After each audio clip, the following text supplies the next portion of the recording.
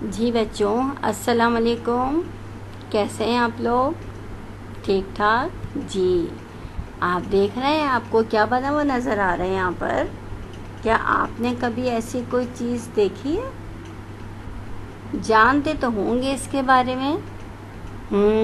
یہ لفافہ بنا ہوا ہے اور لفافے کے اندر ایک پرچہ لکھا ہوا ہے جس کو ہم خط کہتے ہیں، ٹھیک ہے؟ جیسے آج کل آپ لوگ اپنے فرینڈ کو، اپنے رشتہ داروں کو، کسی کو بھی XYZ ایک میسج بھیجتے ہیں، کوئی کام ہو، کوئی بات کہنی ہو تو آپ میسج بھیجتے ہیں، کیونکہ اب تو آپ کو پتہ ہے جدید دور ہے، موبائل کا دور ہے، انٹرنیٹ کا دور ہے، تو ہم لوگ میسج کے تھرو ایک دوسرے تک اپنی بات پہنچاتے ہیں، ایک دوسرے کی خیریت بھی لیتے ہیں اور ایک دوسرے سے رابطہ رکھتے ہیں، ٹھیک ہے؟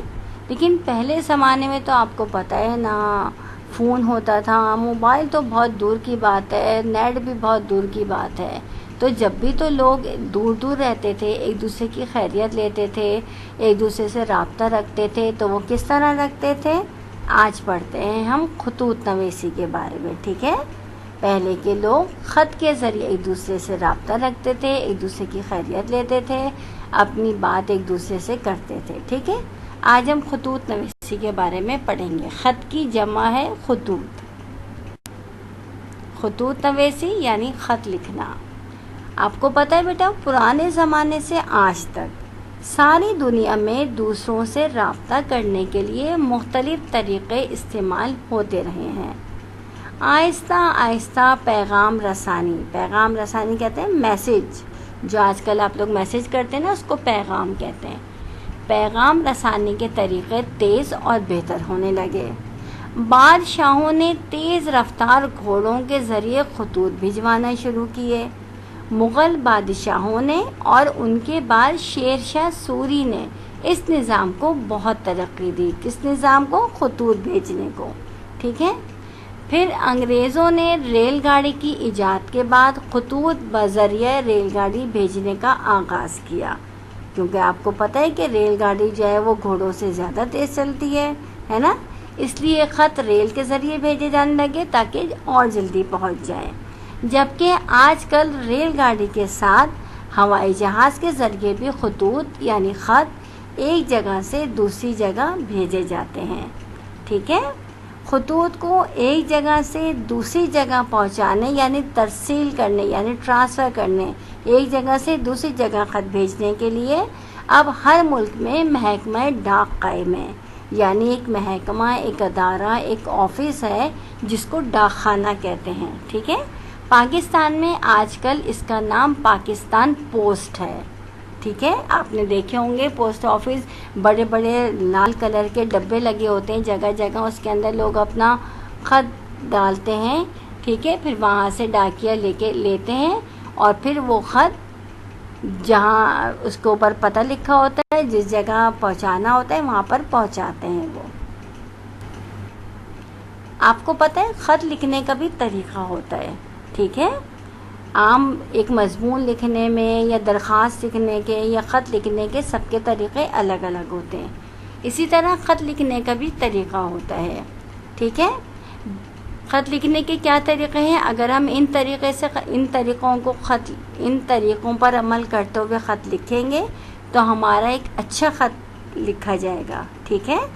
چلیں پڑھتے ہیں کہ خط لکھنے کے کیا طریقے ہیں۔ سب سے پہلے تو بہتر ہے کہ بسم اللہ سے شروع کریں۔ آپ کو پتہ ہے ہم تو مسلمان ہیں، ہر کام بسم اللہ سے شروع کرتے ہیں، تو خط بھی ہم بسم اللہ سے شروع کریں۔ پھر اوپر سیدھے ہاتھ کے کونے میں اپنا پتہ لکھیں اور اس کے نیچے خط لکھنے کی تاریخ لکھیں، یعنی جیسے ہم آج خط لکھ رہے ہیں تو ظاہر ہے آج کی خط لکھیں، آج کی تاریخ ڈالیں گے تاکہ جب ہم جس کو خط بھیج رہے ہیں اس کو خط ملے تو پتہ چلے کہ یہ خط کتنا پرانا ہے اور کب لکھا گیا ہے، ٹھیک ہے؟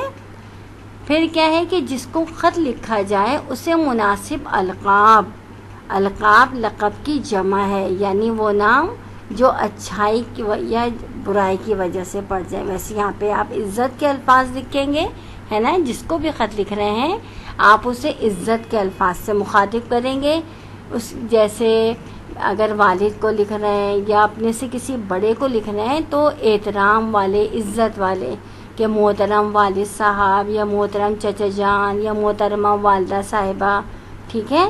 اور اگر اپنے کسی دوست کو لکھ رہے ہیں یا چھوٹے بہن بھائیوں میں سے کسی کو لکھ رہے ہیں تو کیا لکھیں گے؟ میرے پیارے دوست، ہے نا، یا میرے پیارے بھائی، میری پیاری بہن، ٹھیک ہے. پھر اس کے نیچے آپ سلام، آداب یا دعائیں لکھیں، ٹھیک ہے. ظاہر سی بات ہے اگر ہم کسی بڑے کو لکھ رہے ہیں تو اس کے نیچے سلام لکھیں گے کہ محترم والد صاحب، پھر اس کے نیچے لکھیں السلام علیکم، یا پہلے زمانے میں لوگ آداب عرض بھی کہتے تھے، ٹھیک ہے، لیکن السلام علیکم کہتے ہیں، ٹھیک ہے. اگر ہم لکھیں کہ پیارے ماموں جان یا محترم والد صاحب، محترم تایا جان، محترم چچا جان یا محترم ماموں جان، السلام علیکم، یا اپنے دوست کو یا چھوٹے بہن بھائیوں کو لکھ رہے ہیں تو لکھیں گے میری پیاری بہن، یا دعا لکھیں گے اس کو کہ سدا خوش رہو، ہمیشہ سلامت رہو، میرے پیارے دوست ہمیشہ مسکراتے رہو، میرے پیارے دوست ہمیشہ سلامت رہو. اس طرح کے الفاظ، دعائیہ جملے لکھیں گے چھوٹے سے، ٹھیک ہے. پھر اس کے بعد کیا ہوگا؟ ہم پہلے پیراگراف میں خیر خیریت بتائیں گے، یعنی اپنی بتائیں گے اور ان کی بھی خیر خیریت پوچھیں گے جس کو خط لکھ رہے ہیں نا.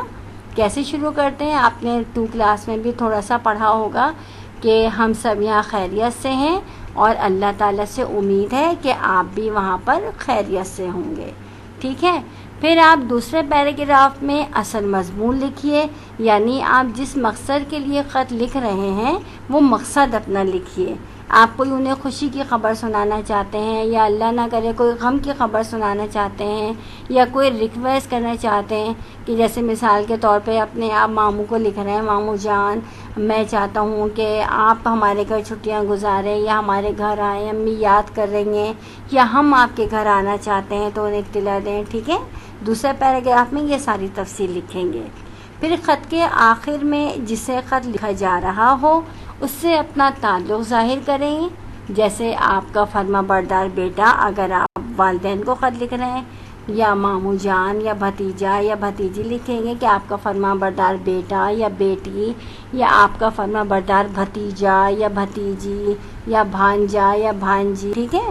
یا اگر دوست کو لکھ رہے ہیں تو تمہارا مخلص دوست لکھیں گے، ٹھیک ہے. اور پھر اس کے نیچے آخر میں اپنا نام لکھیں گے تاکہ انہیں پتہ چلے کہ یہ خط آپ نے لکھا ہے، ٹھیک ہے بچوں. امید ہے آپ کو خط لکھنا آ گیا ہوگا. اگر آپ ان طریقوں پر عمل کرتے ہوئے خط لکھیں گے تو انشاءاللہ تعالیٰ ایک بہت اچھا خط لکھنے میں کامیاب ہو جائیں گے.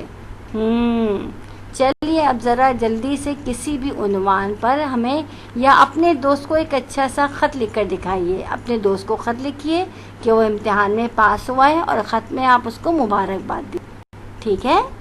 اوکے، خدا حافظ.